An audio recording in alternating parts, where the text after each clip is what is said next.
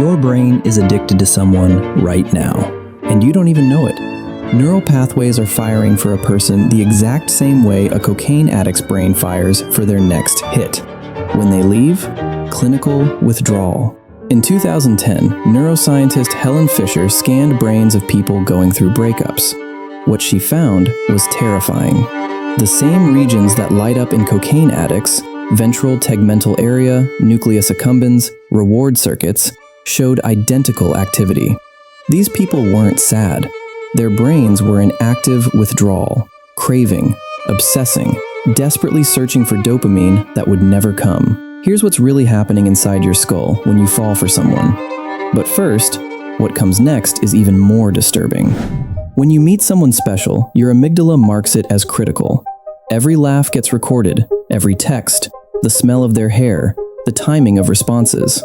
Your hippocampus stores these as survival memories, like your brain once stored locations of food and water.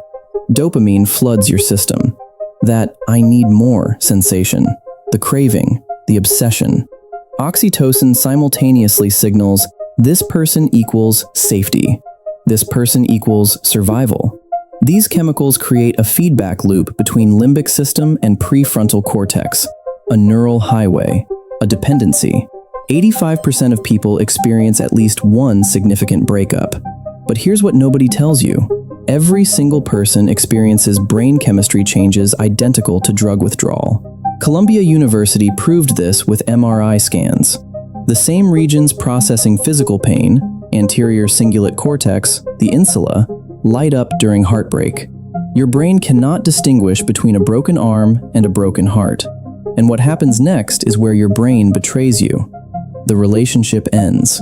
Neural pathways don't shut down, they panic. Dopamine crashes to levels comparable to cocaine withdrawal. Your brain screams, "Where's my fix?" Oxytocin plummets. That safety hormone vanished. Now you feel isolated, anxious, unsafe. Cortisol skyrockets.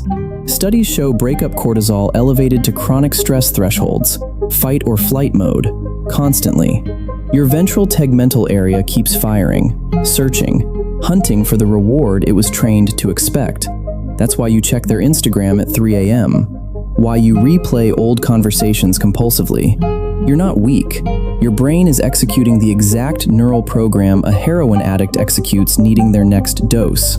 Participants showed identical withdrawal symptoms: insomnia, loss of appetite, intrusive thoughts, physical pain, impaired cognition. 26.8% reported mild to severe depression. 4 out of 8 women showed complicated grief, so severe it destroyed daily functioning. But the physical consequences get darker. Your body pays the price. Sleep architecture collapses, disrupted REM cycles, chronic insomnia, fatigue comparable to clinical depression. Elevated cortisol destroys immune system, increases inflammation, accelerates cellular aging. Cardiovascular system takes a direct hit. Severe heartbreak elevates heart attack and stroke risk. Broken heart syndrome, Takotsubo cardiomyopathy, is medically real. Extreme stress can literally stop your heart. Appetite regulation fails, either dangerous weight loss or uncontrolled binging as your brain desperately seeks dopamine. Cognitive function degrades. MRI scans show decreased prefrontal cortex activity. Decision-making, impulse control, rational thought, all compromised. Working memory deteriorates. Self-reflection centers show reduced activation. You literally cannot think straight. Yet your brain keeps obsessing, ruminating, replaying endless loops. This is withdrawal without the substance. But here's what makes this different, and why there's hope. Without dopamine, you can't feel pleasure from anything. Not food, not friends, not former hobbies. Anhedonia, clinical inability to experience joy, hallmark of depression and withdrawal. Your identity shatters. People in relationships literally merge self-concept with partners. Neural networks overlap.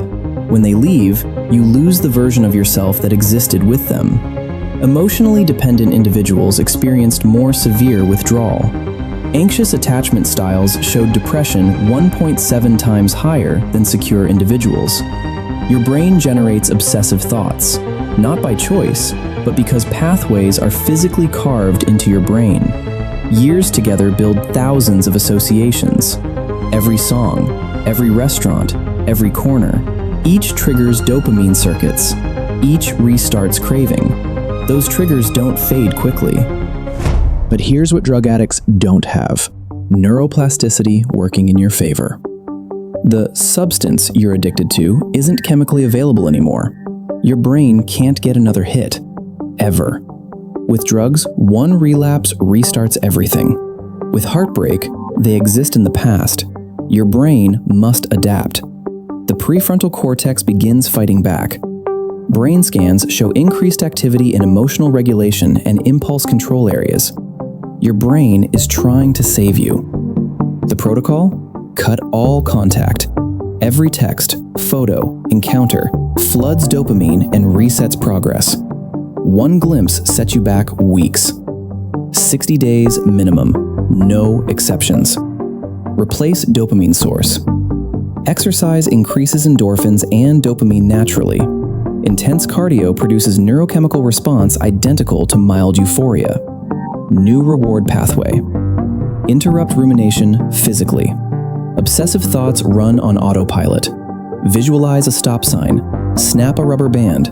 Change locations immediately. Break the neural loop mid-execution. Build new memories aggressively. New places, people, experiences. These create competing pathways. They don't erase old ones, they build highways around them. Time measured in neural cycles. Brain imaging shows dopamine receptor recovery begins around 90 days. Full baseline, 6 to 12 months average. Longer for multi-year relationships. Your brain will resist. It will tell you to check on them, to reach out. That's not you. That's your ventral tegmental area hunting dopamine. Recognize the voice. Don't obey it. Your brain treats people like drugs because, evolutionarily, social bonds meant survival. Isolation meant death. Your circuitry hasn't updated. It still thinks losing them means you're dying. You're not dying. You're withdrawing. And withdrawal always ends. Pathways weaken. Cravings fade. Dopamine recalibrates. But only if you let it. The neuroscience is clear. You can rebuild. Your prefrontal cortex is fighting for you. Neuroplasticity is on your side. This is your brain trying to survive. Let it. Neuroplast is decoding the hidden machinery of your mind. Follow us now for the neuroscience your brain doesn't want you to know. Share this with 3 people who need to understand what's really happening inside their head. Your brain deserves the truth.